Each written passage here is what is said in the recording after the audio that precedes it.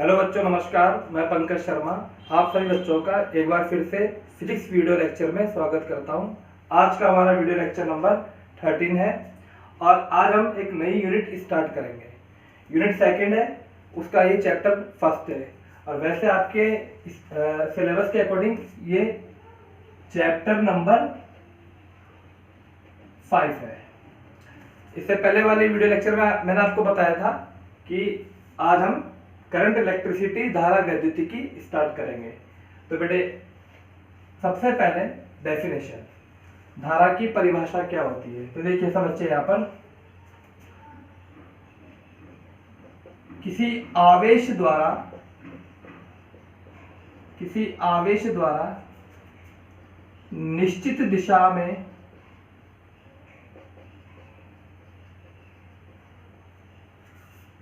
एकांक समय में प्रवाहित मात्रा धारा कहलाती है। ये इसकी डेफिनेशन है। या एक और डेफिनेशन, आवेश प्रवाह की दर को धारा, जिसे इंग्लिश में करंट कहा जाता है। आवेश प्रवाह की दर को धारा कहा जाता है। देखिए बेटा इधर अब आपको समझना है कि यहां पर ये तो आपने 10th क्लास में पढ़ी होगी डेफिनेशन धारा की। किसी आवेश द्वारा निश्चित दिशा में एकांक समय में प्रवाहित मात्रा धारा कहलाती है या आवेश प्रवाह की दर को धारा कहा जाता है। इसे कैपिटल आई या स्मॉल आई द्वारा प्रदर्शित किया जाता है। ये इसका इंडिकेशन का तरीका हो गया। अब यहां पर आपको जो ध्यान रखना है वो ये कि धारा कितने प्रकार की होती है। तो बेटे इधर देखिए, पहले समझ लेंगे उसके बाद इसको नोट करते जाएंगे। इसको आप नोट कर लेना। अब देखिए इधर धारा के प्रकार। तो धारा यहां पर दो प्रकार की होगी। एक होगी समय के आधार पर और एक होगी दिशा के आधार पर। तो फर्स्ट टॉपिक हम लेंगे समय के आधार पर। समय के आधार पर धारा का वर्गीकरण। तो बेटे देखिए यहाँ पर समय के आधार पर धारा, एक बार मैं आपको समझा देता हूं। धारा के जो प्रकार होंगे यहाँ पर, एक समय के आधार पर और एक दिशा के आधार पर। तो समय के आधार पर एक होगी तात्क्षणिक धारा और एक होगी औसत धारा। तात्क्षणिक किसे कहा जाएगा? किसी निश्चित समय पर या किसी निश्चित क्षण पर प्रवाहित होने वाली धारा के मान को ही तात्क्षणिक धारा कहा जाएगा। इस प्रकार 11th क्लास में आपने पढ़ा होगा चाल के बारे में। वहां पर आपकी परिभाषा आई होगी तात्क्षणिक चाल और औसत चाल। सेम उसी तरह से वेग में भी आया होगा, तात्क्षणिक वेग और औसत वेग सेम उसी तरह से है। तो समय के आधार पर धारा का वर्गीकरण एक बार पहले समझाता हूं, फिर हम इसको लिखेंगे। तो फर्स्ट टाइप है बेटा यहाँ पर तात्क्षणिक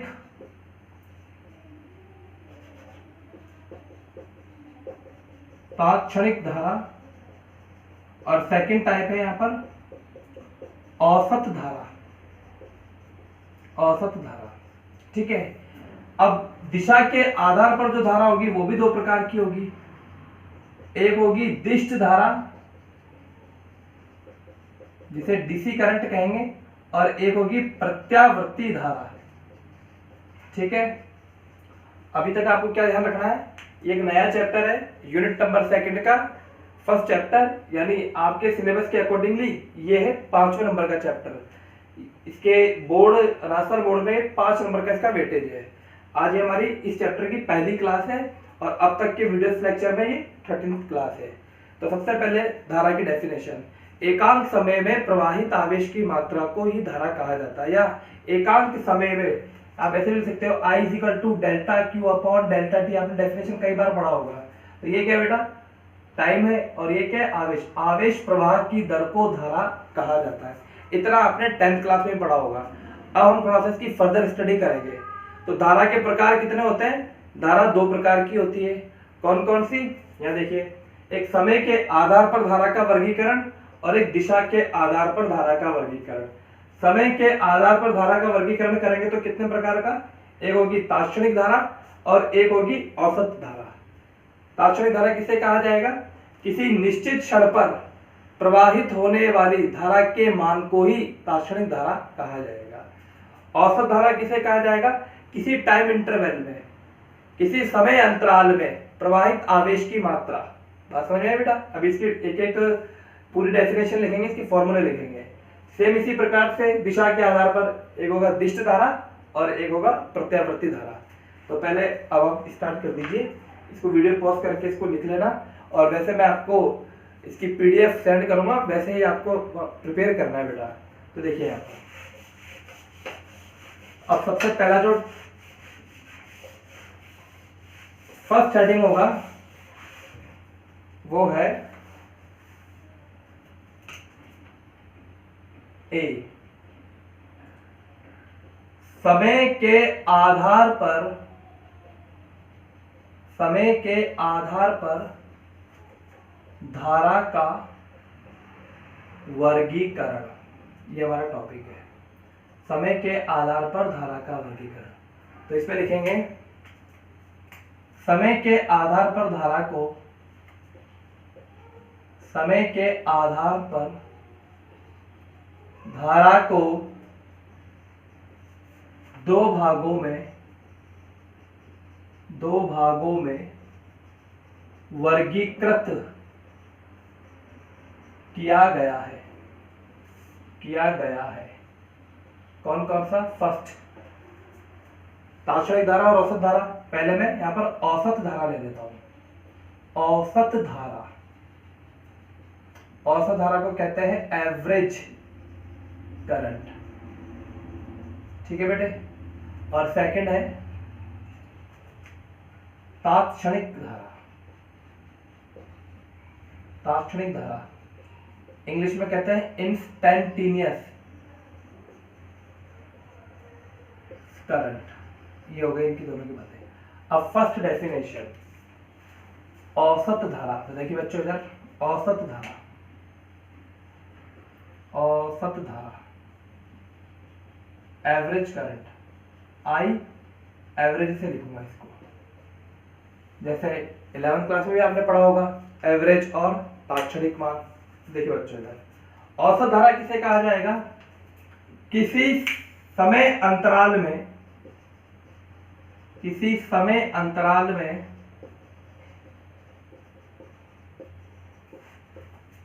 आवेश प्रवाह की दर को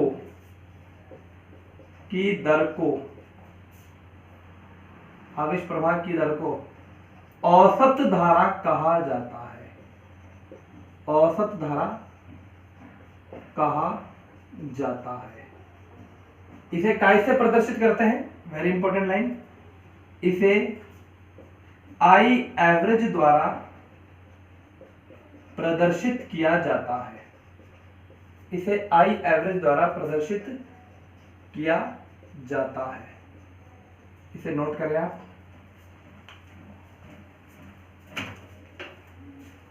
इसे आई एवरेज द्वारा प्रदर्शित किया जाता है। अब देखिए आगे, माना डेल्टा क्यू आवेश डेल्टा टी समय में प्रवाहित हो रहा है। देखिए दोबारा देखो बच्चों इधर, कितना आवेश? डेल्टा क्यू आवेश कितने समय में? डेल्टा टी समय में प्रवाहित हो रहा है। अब इधर समझिए, मान लीजिए कोई चालक तार है, ठीक है, ये बिंदु ए और ये बिंदु बी। यहां से यहां तक आवेश के प्रवाह, डेल्टा क्यू आवेश प्रवाह हुआ, और कितना टाइम लगा यहां से लेकर यहां तक पहुंचने में? डेल्टा टी का। वही बात देखा, माना डेल्टा क्यू आवेश डेल्टा टी समय में प्रवाहित हो रहा है तो औसत धारा, ये आपका फॉर्मूला है, तो औसत धारा I average is equal to delta Q upon delta T. Delta Q को क्या कहा जाएगा, Q2 minus Q1 upon T2 minus T1, ये हमारा फॉर्मूला बन गया आई एवरेज का। अब इधर देखिए बेटा, चूंकि हम जानते हैं आपने 10th क्लास में निश्चित तौर पे सभी बच्चों ने धारा की परिभाषा जरूर पढ़ी होगी, एक बार और आप चाहो तो लिख लेना। धारा की परिभाषा, आवेश प्रवाह की दर को धारा कहा जाता है, इतनी सी बात में आपका काम चल जाएगा। जैसे ये तार है तो आवेश प्रवाह की दर, दर का मतलब टाइम, ये तो हो गई 10th क्लास के बाद। अब हम 12th में इसको आगे बढ़ते हैं। तो धारा के का जो वर्गीकरण है वो दो प्रकार से किया जाएगा, एक होगा समय के आधार पर और एक होगा दिशा डायरेक्शन के आधार पर। क्लियर है बेटा यहाँ तक? समय के आधार पर धारा का वर्गीकरण वापिस से दो प्रकार से होगा, ठीक है? तो कौन कौन सा, एक औसत धारा और एक तात्क्षणिक धारा, और दिशा के आधार पर एक दिष्ट धारा और एक प्रत्यावर्ती धारा।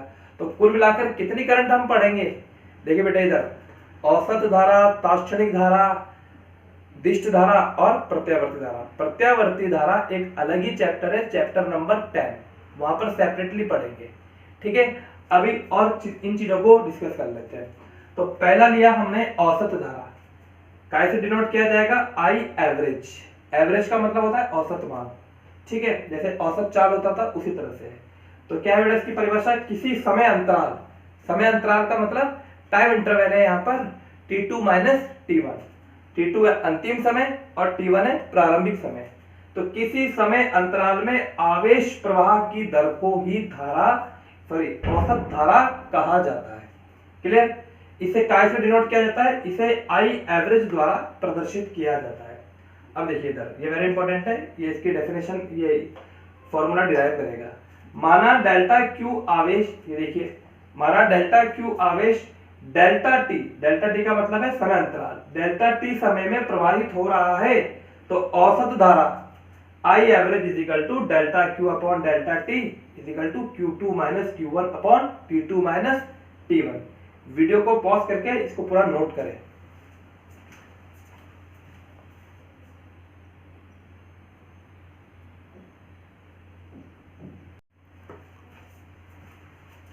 देखिए बेटा, क्या पढ़ा हमने, I average is equal to delta Q upon delta T is equal to Q2 minus Q1 upon T2 minus T1। ये तो हमारा फॉर्मूला बन गया। अब इसको थोड़ा सा ध्यान दीजिए, जहां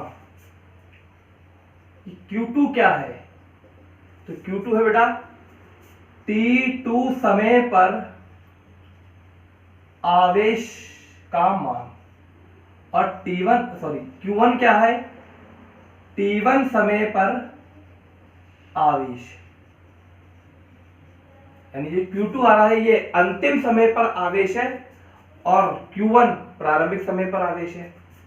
T1 क्या है, प्रारंभिक समय, और T2 क्या है, अंतिम समय। ये हो गई इसकी बात। इसका एक प्रश्न कराऊंगा अभी थोड़ी देर बाद में, इसको ध्यान रखना।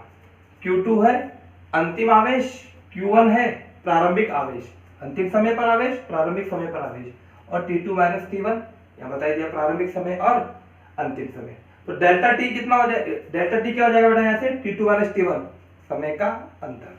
अब दूसरी परिभाषा, तो देखिए बच्चों, सेकंड समय, तात्क्षणिक,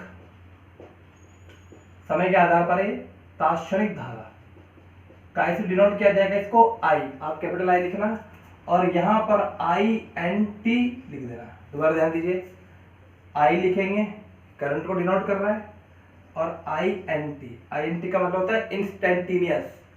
बात क्लियर है? इंस्टेंटेनियस का मतलब होता है तात्क्षणिक। तो देखिए बच्चों, इसकी परिभाषा क्या हो जाएगी, तात्क्षणिक धारा की डेफिनेशन, किसी क्षण विशेष पर प्रवाहित धारा को तात्क्षणिक धारा तात्क्षणिक धारा कहा जाता है। किसी क्षण विशेष पर प्रवाहित धारा को तात्क्षणिक धारा कहा जाता है। इसे आई इंस्टेंटेनियस द्वारा प्रदर्शित किया जाता है। आई इंस्टेंटेनियस द्वारा प्रदर्शित किया जाता है। ये हो गया। फॉर्मूला क्या बनेगा बेटा इसका? तो देखिए इधर, चूंकि अभी अभी हमने पढ़ा आई इज इक्वल टू कितना होता है, delta Q upon delta T. तो देखिए इधर, यदि डेल्टा टी का मान बहुत कम मतलब टेंड्स टू जीरो हो, यानी जो समय का अंतराल है बहुत कम हो, तो आई इज इक्वल टू कितना हो जाएगा? आप मैथमेटिक्स वाले बच्चे भी जानते होंगे, लेकिन बायो वाले बच्चे ध्यान दीजिए, ये डेल्टा हट के क्या हो जाएगा? D Q by D T. इसका मतलब होता है बेटे, बच्चों इधर ध्यान देना, इसका मतलब होता है अवकलन, आवेश का समय के सापेक्ष अवकलन। अब इधर ध्यान दीजिएगा, तात्क्षणिक धारा कैसे ज्ञात की जाती है? तो तात्क्षणिक धारा ज्ञात करने का तरीका है, आवेश का समय के सापेक्ष एक बार अवकलन कर दीजिए तो प्राप्त मान तात्क्षणिक धारा ही होगी। क्या मेरी बात क्लियर है? अब आगे बढ़ते हैं, इसको नोट कीजिएगा। अब आपने दो फॉर्मूले पढ़ लिए, कौन कौन से? एक आई एवरेज का और एक आई इंस्टेंटेनियस का। एक बार रिवाइज करा देता हूं आपको। इधर देखिए, I average is equal to delta Q by delta T, Q2 minus Q1 upon T2 minus T1, और आई इंस्टेंटेनियस यानी तात्क्षणिक धारा dQ बाई dt। इसको ध्यान रखना बेटा, वेरी इंपॉर्टेंट है ये प्रश्न पूछा भी जाता है। आवेश का समय के सापेक्ष, नोट भी कर लेना, यहाँ लिख देता हूं मैं, इंपॉर्टेंट, वेरी इंपॉर्टेंट नोट है ये, वेरी इंपॉर्टेंट। आवेश का समय के सापेक्ष, आवेश का समय के सापेक्ष, टी का मतलब टाइम है, समय के सापेक्ष एक बार अवकलन करने पर प्राप्त राशि तात्क्षणिक धारा कहलाती है। प्राप्त राशि क्या कहलाती है? तात्क्षणिक धारा कहलाती है। इसको नोट कीजिए। अब हम न्यूमेरिकल करेंगे।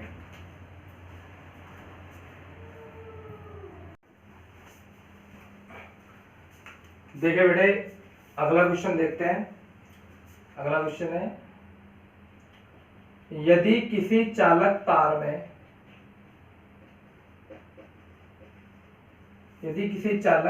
में प्रवाहित आवेश निम्न समीकरण द्वारा दिया जाता है। निम्न समीकरण, और समीकरण क्या है? Q is equal to 3t square plus 4t plus 5 coulomb. ये चार्ज की इक्वेशन है, ठीक है, द्विघात समीकरण के रूप में। आवेश का मान है, Q यहाँ पर आवेश है और T यहाँ पर समय है और C इसका मात्रक है। तो यदि किसी चालक तार में प्रवाहित आवेश निम्न समीकरण द्वारा दी जाती हो, निम्न समीकरण द्वारा दी जाती हो, तो t बराबर 2 सेकंड से t बराबर 4 सेकंड के समय अंतराल में औसत धारा ज्ञात करें। औसत धारा ज्ञात करें, यह आपका प्रश्न है।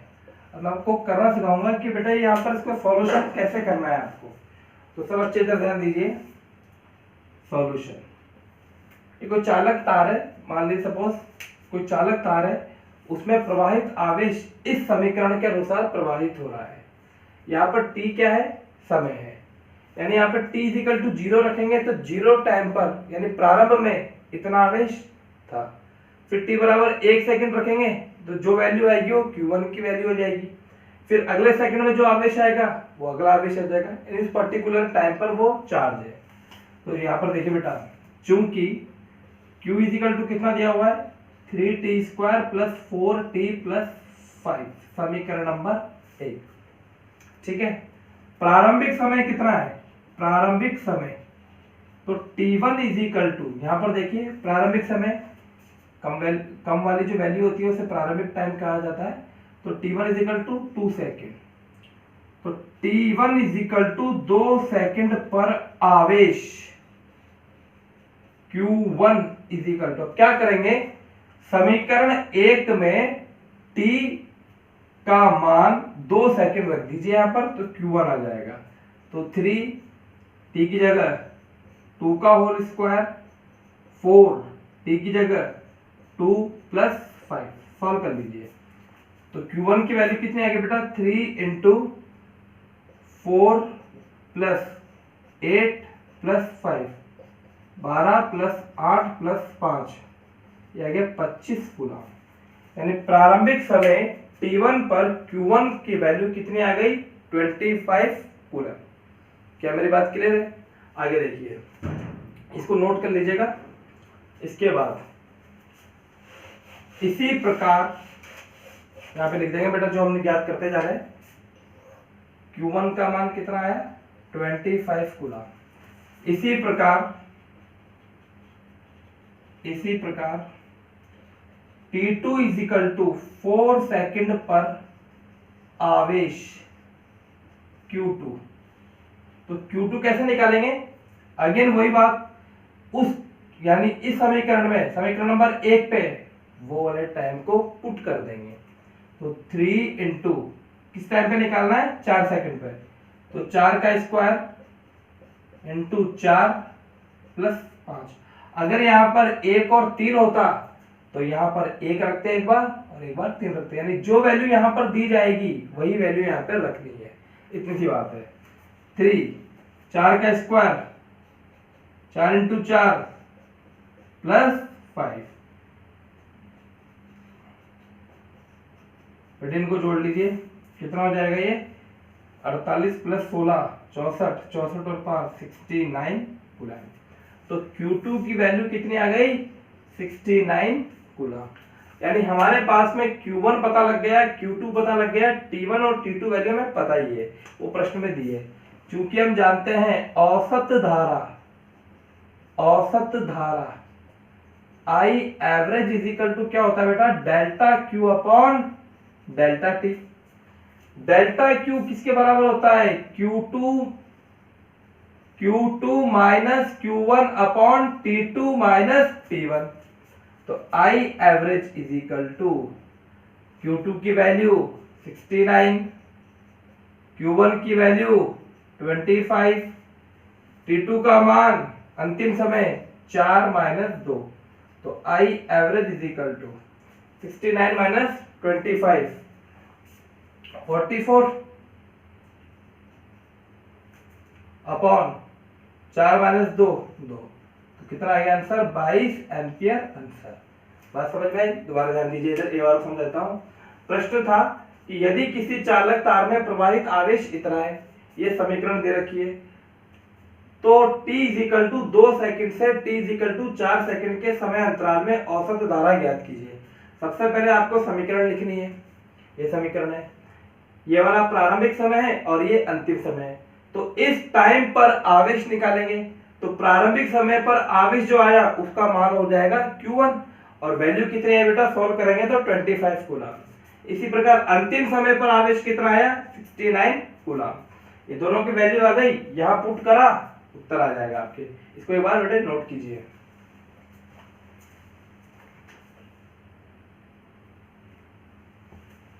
बेटे अगला क्वेश्चन देखिए,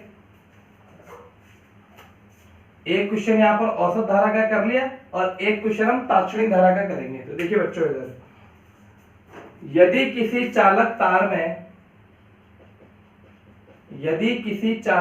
में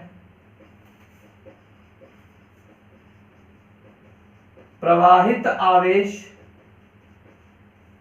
ये प्रश्न बहुत इंपॉर्टेंट है, इसको अच्छे से समझ लीजिएगा, ठीक है। और न्यूमेरिकल सॉल्व करने की हैबिट बना लीजिए। न्यूमेरिकल को बेटे, ये मैंने भी पहले ही बताया आपको, लगभग 13-14 नंबर के न्यूमेरिकल आते हैं बोर्ड एग्जाम में। यदि किसी चालक तार में प्रवाहित आवेश Q is equal to 3t² plus 4t plus 12 coulomb है, तो t बराबर 2 सेकंड व t बराबर 4 सेकंड पर तात्क्षणिक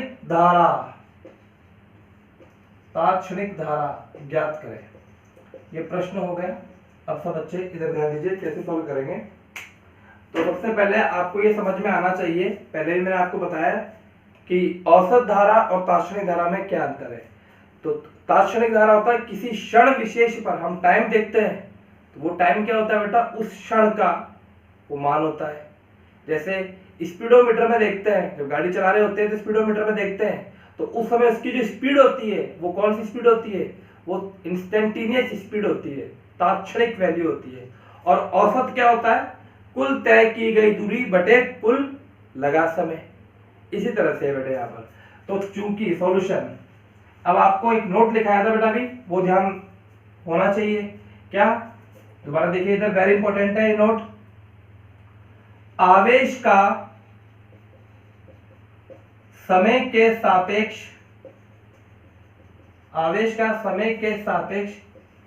एक बार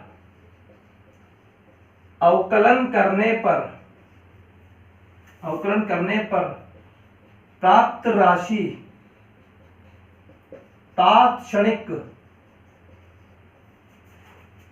धारा कहलाती है। जैसे अगर आपको याद आ रहा हो तो तात्क्षणिक वेग कैसे ज्ञात करते थे, विस्थापन का समय के सापेक्ष एक बार अवकलन करने पर प्राप्त राशि तात्क्षणिक वेग कहलाती थी।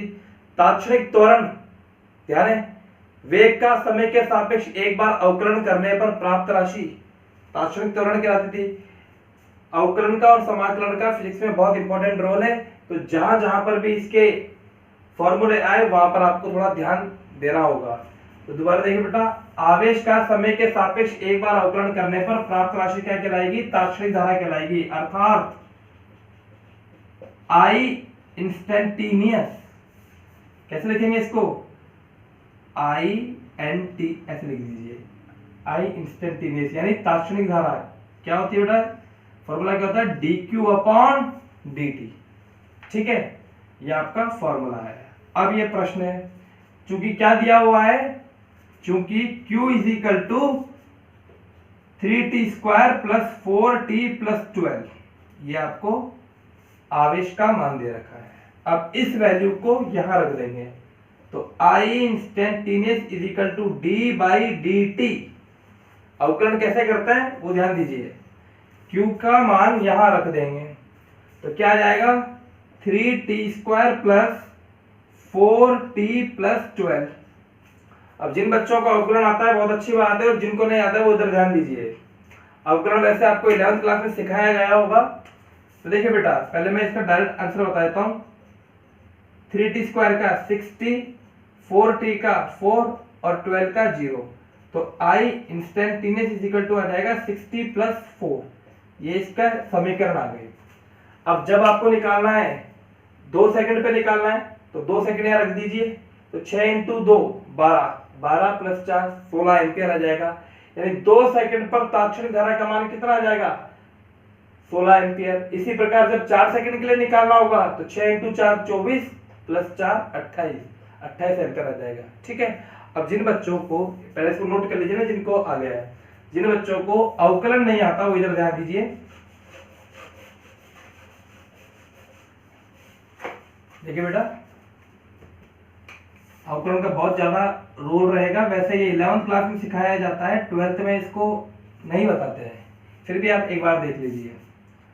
फॉर्मूला होता है d बाई डी एक्स की पावर n, यानी x की पावर n का, x पर क्या ये एक फलन है x, इसकी पावर n है, ये घात है, और इसका x के सापेक्ष अवकलन करना है, तो इसका फॉर्मूला होता है, ये जो घात होती है ये बाहर आ जाती है n, x को एज इट इज लिखा जाता है और एक घात कम कर देते हैं। ठीक है बेटे, ये इसका फॉर्मूला है, ये ध्यान रखना। और वैसे आपके पास में रजिस्टर होंगे 11th क्लास के, वहां पर देखना अवकलन, वहां पर आपको समझ में आ जाएगा। अब देखिए, यहाँ पर किसका अवकलन करना था, यहाँ पर q इज इक्वल टू दे रखा है 3t² प्लस 4t प्लस 12, तो आपको dq बाई dt यानी q का समय के सापेक्ष अवकलन करना था। तो देखिए 3 की जगह 3 लिखोगे, t² का अवकलन, घात बाहर आ जाएगी और एक घात कम हो जाएगी, तो 2t प्लस 4 की जगह 4 लिखोगे, t का अवकलन कितना होता है 1 और नियतांक का अवकलन 0, तो यह आ जाएगा 6t प्लस 4, ये आ गया। अब इसके मान लिखेंगे।